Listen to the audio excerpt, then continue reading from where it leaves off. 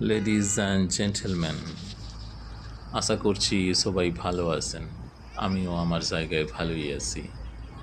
তো on the screen তোমরা যেটা এখন দেখছো, এটা হচ্ছে new York city in America. তো এই শহরের অনেক কিছুই আমার খুব খুব ভালো লাগবে, এবং এই শহরটা সবার কাছেই একটা ড্রিম সিটি।